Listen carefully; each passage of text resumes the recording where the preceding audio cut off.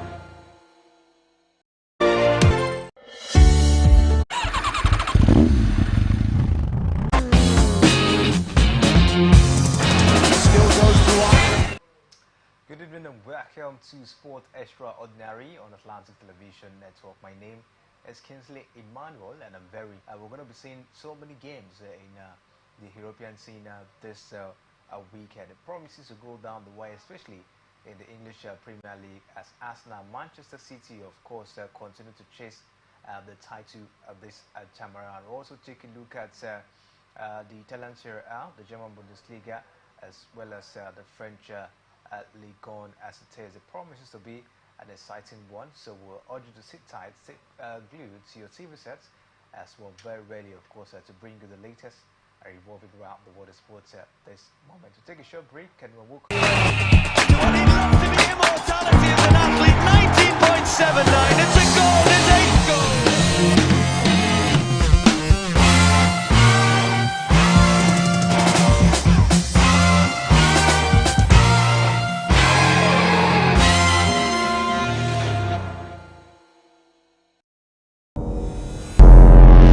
every day. Our lives are changed by history. We are one people, all of us. Leaders, politics. Nobody's ambition is what's the blood. I have fought a very family. Natural occurrence, war, and the world economy. I belong to everybody and I belong to nobody. ATN covers it all on ATN Politics today.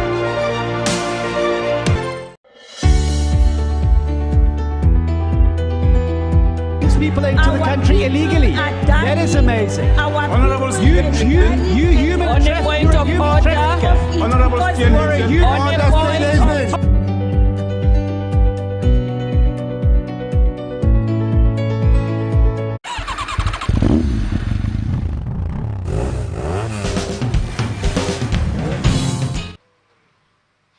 Welcome back to Sports Extraordinary on Atlantic Television Network, and joining me on today's edition of the show is Emmanuel Michael. Good evening to you and welcome to the show. Yeah, good evening to you, Kingsley, and good evening to our viewers out there. It's always a nice moment talking sport with you. Let's take a look at what's happening in Senegal at the moment, because yesterday River Super suffered some of those errors in the first game, and they came back very strong in the second game against Rivers Hoopers to hunt them back. But then it was a very, very keenly contested encounter. Taking a look at the point disparity, just 2, and that is to tell you how competitive the game was yesterday. So I wouldn't say they did not do enough. It's just that it wasn't their day. They did all they could, but I think the home team had a better, and they made use of the opportunity, and it counted for them, and that is why they were able to take a pound of flesh against the Rivers Hoopers. So for me, but then I think for Rivers Hoopers, they still stand in an advantage position heading into the in the 5th game on Saturday, because if they can be able to get victory in the 5th game on Saturday, then automatically they clinch the ticket that will see them down to Kigali in Rwanda. Impressive one. Let's see how it says. Although it's been an impressive ride for Rivers Hoopers in this particular one. But that setback came yesterday due to the fact that AS2 on their side, they were ready, of course, to hold their own. They lost their first game, and now they've actually won their second against Rivers Hoopers. And we'll see how it was that for Rivers Hoopers. So I want to call them the slacks of not, any of these 3-point guard of Rivers Hoopers not coming to the party. I mean, you must not always have a good day in office. So you want to say that they had a very bad day in office, and that is why none of these players that we've seen carrying the burden of the team, coming to the party to also be able to at least deliver that top-notch performance that will distinguish himself. I mean, him among the rest of the players out there. So it was just a totally a very cagey game, and that is just what happened. That is just it for me. All right, let's say it goes for Rivers Hoopers. But Michael, losing this one, does it put them on any pressure at all? No, I don't think so. They are not under any pressure at all. Even before heading into this Sahara Conference Basketball African League, I mean, no one actually gave them, a chance also to do this impressive job they've done so far. Winning 3 of their first 3 games, that is very impressive. It won for them against a very strong Bolton Celtic side. Have been very, very clinical, very imperious so far since the start of the season. Down from the regular season, they continue to put up an impressive outing for themselves, even down to the regular season as well. They are the first team, during the regular season to also qualify for the playoff, and it tells you of their quality, what they bring to the table so far this season. And of course, you know that the Bolton Celtics, they have a very rich history in terms of the NBA, and they're playing against them where they are in fine form. You expect them to, make it very easy, and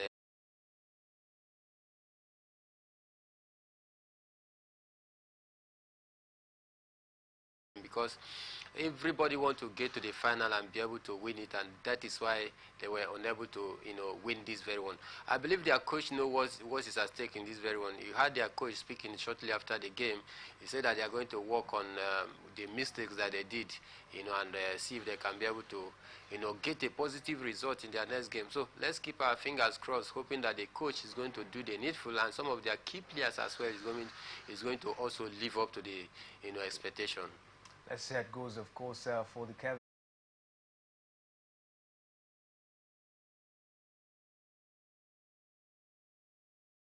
Doncic and the man Washington putting up a very impressive performance down there for their team, Michael. Yeah, for Doncic and Washington, in the first game against Oklahoma Thunder City, they were very, very... I don't know what's the situation of Rivers United. They've not been fantastic in the 2 games they've played, talking about the outstanding games for them. They lost against Rebel Stars and drew against Kwara United as it is. What do you make of Rivers United being unable, to, capitalize on these outstanding games, very well? I think it's not a good sign for me. In their last 3 games right now, talking about the outstanding game. First, they played against Bayelsa United, that is struggling in the league, and we thought maybe they were going to get all 3 points. Looking at their head-to-head against Bayelsa United, then again, looking at the form of Bayelsa United, who have struggled so far this season, head-to-head, Rivers United always has a better of Bayelsa United. So we thought maybe they are going to, Rivers United is going to take all 3 points. I think that Rivers United have escaped relegation already because they are in 13th position. The point disparity between Rivers United and the team rocking the bottom of the team is not that much. So Rivers United at all can happen. So I think it has been a very poor display from Rivers United since they were knocked out of the CAF Confederation Cup. Then again, one would want to say maybe they are being distracted by the rumor of the sack of Stanley Eguma, who is not, we hear that he has been sacked, though there's no official statement to that, but news circulating from different sources is alleging that, Stanley Eguma has been sacked, and if he has been something that leads to his sack, and if there is something that led to the sack of the head coach, then it will also rub off on the players. And I think some of the reason why Rivers United is getting a very negative result, which for me I think is not a good one for a club such as Rivers United. Be on good with they'll be going to the next match game, a match day, with a boss. Don't you think it will be difficult for the players to perform very well due to the fact that fatigue might possibly play in at this one? Yeah, I totally agree. Somehow fatigue might also have a toll on the players out there because they are human, they are not machine. Even machines sometimes they break down, they malfunction. How much more human being that has blood, flowing through your vein, it might affect them. But then I think that is not enough reason for them to continue to get poor result, losing 2 out of your last game and drawing 1. Can make you have poor results. In the first game, they played against Bayelsa United. They had a lot of chance to also. About three of this game away from home, and they've been traveling. Playing away from home, Bayelsa United. 2 days. Bayelsa United, from Rivers State down to Bayelsa United, the distance is not that far, so can't use that as an excuse. There are other teams that also travel from Lagos down to the northern part of the country, yet they still go out there and pick positive results. So, but then the truth is that some of these inconveniences we definitely. Each player you keep him on the bench. Do you deem it unfit or unprofessional for you to play such player? Then what is the need of buying the player in the first instance? So for me, I think it's just about Rivers United not being good this season. It's not about maybe the fact that they have fatigue. Yes, that is acceptable as well. But then is that cogent reason enough for Rivers United not to be getting positive results? So for me, I think it's about Rivers United this season not being at their best. That is just the truth. And still talking about not being at their best, we talk about Coach Stanley Oguma. He's not been consistent in the touchline United. In fact, I think about two of the continental games, he wasn't on the touchline. He actually took a lot of time before he came back, and he was able to handle some couple of games. And now we hear in the last game against Kwara United, it wasn't also on the touchline. Will you attribute, the setback for Rivers United to his inconsistency on the touchline as well? For me, that might play a role, but I think not a major role. If you want to take a look at Stanley Oguma as a coach of Rivers United. This is the longest serving manager in the Nigerian Premier Football League. That is the angle. And he's been with this team for a very long time. You understand what it means to handle Rivers United. That is the angle I was coming from. Stanley Oguma, one of the longest serving manager in the Nigerian Premier Football League for a certain club for about 9 to 10 years right now. Stanley Oguma has been there for Rivers United. How many leagues has he won? How many Champions League? How many Confederations Cup? These are questions we need to ask ourselves. If you want to tell me, do you tell me now if you recruit a coach, the services of a coach like Kennedy Boboye, and give him 10 years of 10 years, at least you can be rest assured that he gives you maybe 2 league, maybe 1 Champions League, trophy and all of that. So for me, Stanley Oguma, in as much as we revere him, in as much as we applaud him for what he's done, but is he good enough considering the number of years that he has spent with Rivers United? So for me, if they decide to sack him, I think he has overstayed his welcome at this point in time. But then the only area I'm very much concerned is about the short information, the myopic information that is shrouded around his sacking. A few months ago, we were deliberating, we were asking questions. Why is it that Stanley Oguma has not been on the touchline? Nobody heard about it for how many weeks? Weeks. A head coach of a professional football club is not on the touchline. And the media handler, their spokesman, their image maker, does not deem it necessary. The club itself does not deem it necessary to tell the public, this is what is happening with our coach and this is the reason why he's not on the touchline. Until we sport journalists keep asking questions, they keep hiding everything. So for me, I think the club as well, they are not doing enough. This information need to be on the public space, because if you do so, it means that you are carrying the fans along. At this point in time, will you say that the fans is being carried along? No. Where everything that is shrouded around a coach, a head coach of a club such as Rivers United, nobody knows about their dealings with the coach. It's either today he's not on the touchline, it's that next tomorrow he's not on the touchline. And when people ask questions, nobody gets a positive answer. They just, he went for medical leave. What is it? I mean, what and delivered to the eyes, and the fans were very happy. When he returned back, the fans applauded. And that should be something that is obtainable. There is nothing. Is he a shrine? Is he more like a native doctor that you don't want us to know the secret behind his shrine?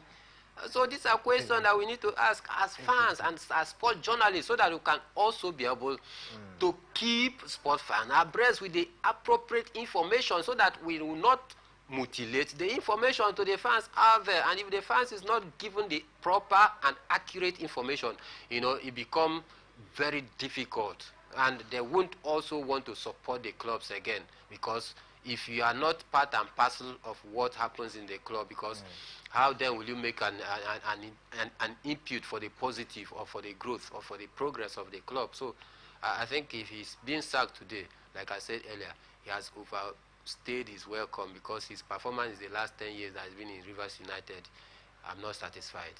So you think, you know, Rivers United without Stanley Aguma will experience progress? Let us see a new breath. Let us see a new change in Rivers United within the technical board. Let us see if we can be able to see any progress, because, like I said, if one man keep doing one thing, new innovations is popping up. It's down there for Rivers United.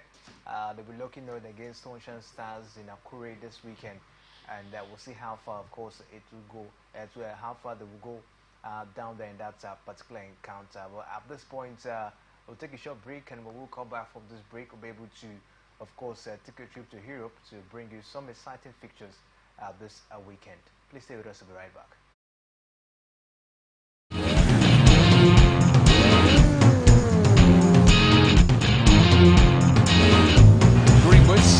Went for goal. Goalkeeper missed it. Oh, what a point to end it on.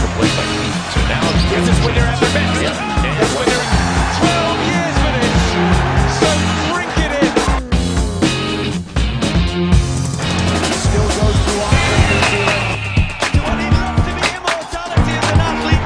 19.79. It's a goal. It's 8 goals.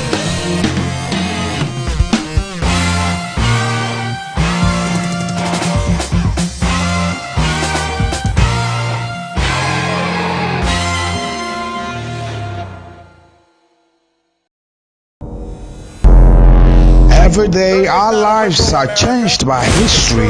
We are one people, all of us. Leaders, sport.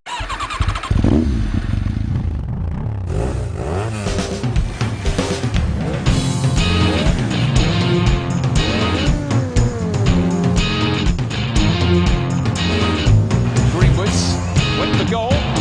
Goalkeeper missed it. Fight for him. He does a right hand, and down goes Paul straight away.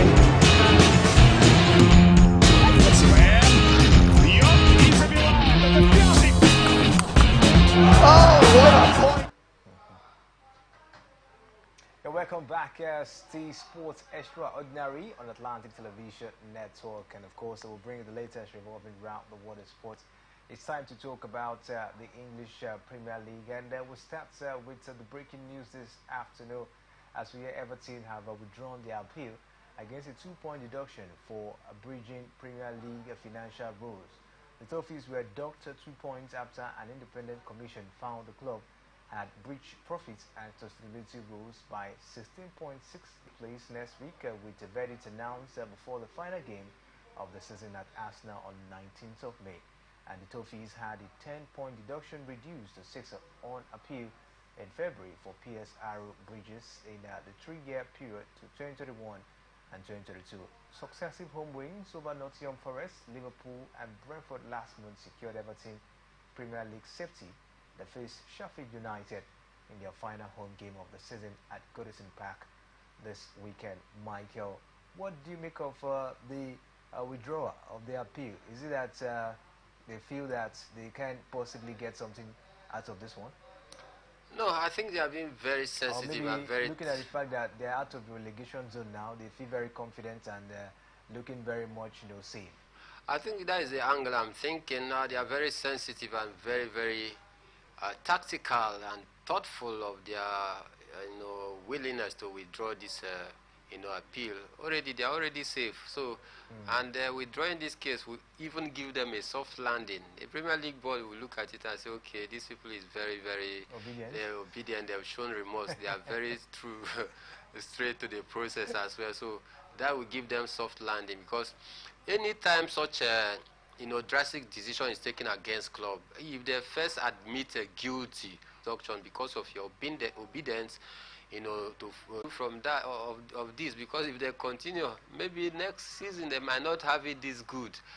Then again, I think also anytime they are caught in the trouble water, especially at the end of the season or the mid-table, they just find a way to pick strength from all those distraction and try to fight from all fronts. You saw how Everton were very poor until that point deduction was leveled against them, and that is when they deemed it necessary to start fighting to see if they can be able to stay afloat in the EPL, and that is what they've done. So for me, I don't want to say that Everton should always wait until the last end of the season before they start picking points, or they should also get themselves in trouble water before they will now derive strength from that and pass through the ranks. It helps the clubs to even make more money. Take a look at the likes of Brighton. Brighton so far this season in their history have made the highest gain that Brighton have ever experienced since their owner took over. And their owner is very, very happy. How do they do this? They go do good scouting out there, bring in some quality players with little amount of money and sell those players with huge amount of money and make gain and still retain crops of this young talented squad, and they are still making progress. The likes of Caicedo, they bought him for little or nothing, but they sold him with a very big amount of money. They made good profit. Their goalkeeper as well, Sanchez, bought for little amount of money. They made big interest. I tell you, this is the only club for me within ninth down to the end of the bottom of the league that have made the highest profit so far in the English Premier League. How do they do this? They are scouting teams. They are doing a very good job. Do a good scouting. Get some of these good players with a little amount of money. Polish them. Allow them to pass through the rank. And have a good manager that can be able to get the best out of these talented players. And you will do well. I think this is the direction that Everton should start towing. All right, let's see if we can bring you some pictures this weekend in the Premier League as we'll see Fulham against Manchester City this weekend. Let's take a look at other fixtures down there. Can we take a look at other fixtures down there? We'll tell you Fulham will be National against Manchester City. Bournemouth against Brentford. We'll see Everton, we told you, Locons against Sheffield United. Newcastle United against Brighton and Hove Albion. Tottenham Hotspur will be national against Burnley. West Ham United against Luton Town. Wolverhampton Wanderers will be national against Crystal Palace. And we'll see Nottingham Forest. Can we take a look at the Nottingham Forest fixture? Nottingham Forest against Chelsea. And as well, we'll take a look at Manchester United. Woolocons against Arsenal Football Club. Michael, key games this weekend, especially when it has to do with the title. Caliber of the coach that Pep Guardiola is, that even if it takes him to lie down on the floor, on the touchline, come tomorrow just to get all 3 points against a Fulham that will be hoping to harm them, I tell you, Pep Guardiola would definitely do it. But then one thing is very sure, that Fulham has been in form of recent, and you can't actually underrate them, because if Manchester City do underrate Fulham, then they are going to do that at their own peril. But like I said earlier, Pep Guardiola is one coach that truly know how to get the best when he want to get it. Arsenal against Manchester United. United, they've actually been the whipping boys in their last 3 games, and I don't think they will be very happy to lose against Arsenal as well this weekend. What do you make of it? You see Mikel Arteta and his men, also piling the woes for United this weekend. Well, taking a look at Manchester United record against Arsenal in the last 10 years, right now, you want to say that Manchester United have always had a bit of Arsenal, but then it's not going to be the same story for this season, looking at the dwindling performance of Manchester United. But then, in the past, even at the worst form of Manchester United, they always come strong against Arsenal, especially at the Old Trafford. They always make the difference. So I think Manchester United, they will be pained by their dismal performance so far this season in the Champions League, both in the league. Then again, the injury, the pains and woes, the misery that has been heaped upon them by Crystal Palace is another ginger, another motivation that we also want to maybe possibly, trigger that lion spirit in Manchester United. Pundit, octopus, men on the street, average football fans, Arsenal fans is also giving Arsenal at least 8.5% out of 10, to defeat Manchester United. But like we know, the game of football is not the way we always, think it's going to pan out. If not, who would have believed that Borussia Dortmund would beat Paris Saint-Germain home and away? A certain Borussia Dortmund that is struggling to see if they can make it to top 4, defeating the champions of League One home and away. So in football, you can't rule out upset, and that is why I say that it's going to be a very, very difficult encounter. All right, let's see how it goes. Look forward to see how the title race, of course, will pan out this weekend. But in the Spanish La Liga, we'll see Alaves against Girona, Real Mallorca against Las Palmas, and as well we'll see Villarreal against Sevilla. Granada will be National against Real Madrid, and Athletic Bilbao against Osasuna. We'll also see the next encounter, which is Cadiz against Getafe, Atletico Madrid against Celta Vigo. Last, Valencia will be National against Vallecano, Real Betis against Almeria. In the Serie A, we'll also see some interesting fixtures as well, as Frosinone will be National against Inter Milan, and we'll also see Napoli against Bologna, AC Milan against Cagliari, and we'll see Lazio against Empoli, Girona against Sassuolo, Verona against Torino, Juventus against Salernitana, Atalanta against Roma. In the German Bundesliga, we'll see FC Augsburg against Stuttgart tonight. We'll see Cologne against Union Berlin, Borussia Mönchengladbach against Eintracht Frankfurt, RB Leipzig against Werder Bremen, Freiburg against Heidenheim, Mainz against Borussia Dortmund, and we'll see Darmstadt against Hoffenheim. Bayern Munich, of course, will be National against Wolfsburg. Bochum against Bayer Leverkusen. Those are the matches we are expecting in the German Bundesliga. And the French Ligue 1, we'll see Brest against Reims, Nice against Le Havre, and Clermont Foot against Lyon, Marseille against Lorient, Montpellier against Monaco, Nets against Lille, and Paris Saint-Germain against Toulouse. Rennes will be National against Lens, Strasbourg against Metz. So, Michael, this, talking about the top 5 leagues in Europe, the league has been won in in Italy. A league has also been won in Spain. That's La Liga. League has been won as well in France. That's the Ligue 1, and Germany as well, the German Bundesliga. So just the Premier League, left to be concluded when it has to do with title being won at this point in time. So let's just see how it goes. Title race still continue, but why always why is it always very tough when it has to do with the title race in the Premier League? Well, it's very, very simple. In the Premier League, you can't actually underrate any team out there. Even if you are promoted from, Championship down to the Premier League, there's always, this competition among teams out there to finish very strong, and that is why we've seen the difference. In the Premier League, you have not just 1 or 2 teams dominating out there in their league. You have about 4 to 5 or even 6 different teams, competing against each other, some of the big teams out there, and that is why it is always, goes down to the wire before you can be able to determine who emerge champion. While in the other leagues, in different leagues like League 1, traditionally, you at least in mentioned teams that at the end, or even before the beginning of the season, you have been able to draw your calendar and give your permutation and the ratio of the teams that you think they are going to win it. Either you mention PSG, possibly you say, oh, maybe Marseille might come in between to break their monopoly.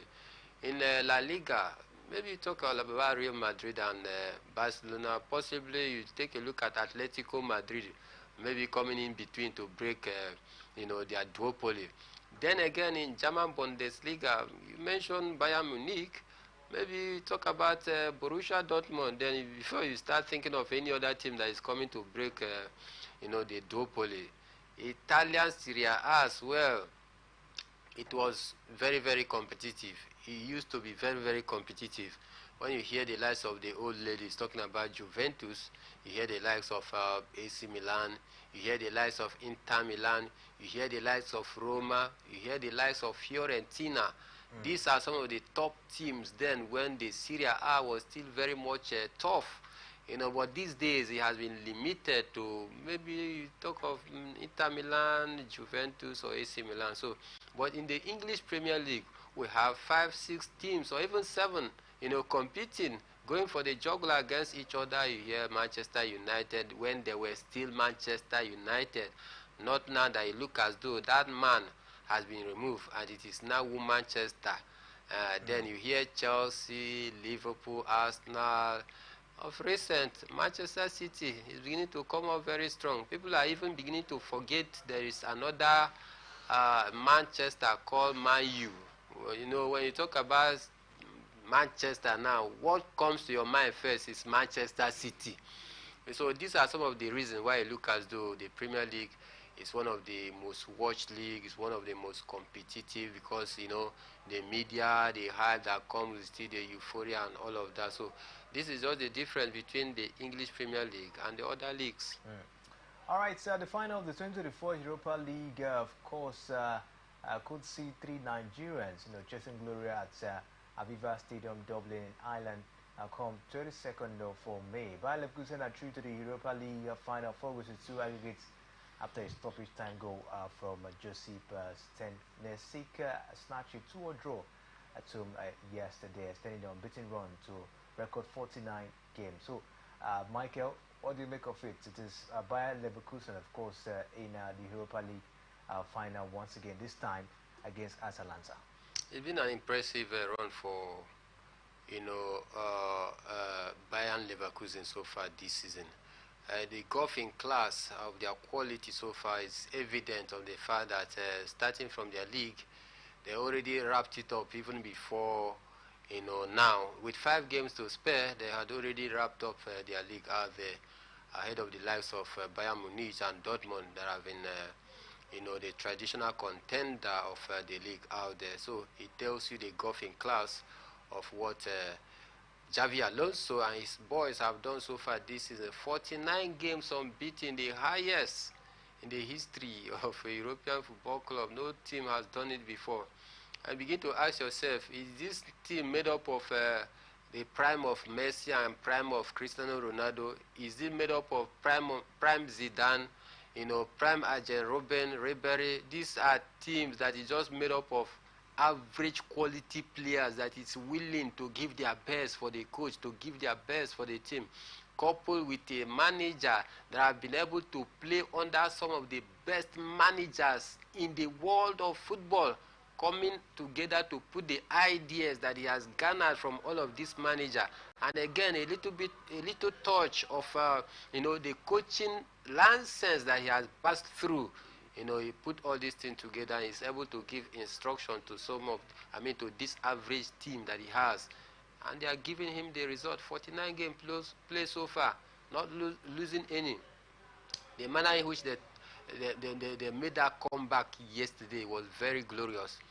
This AS Roma that took the lead, 2 penalty was awarded to Roma. They converted it. They were 2-0 down up till 70-something minutes before they pulled one back. 2 damn short period, just a minute. In fact, they scored at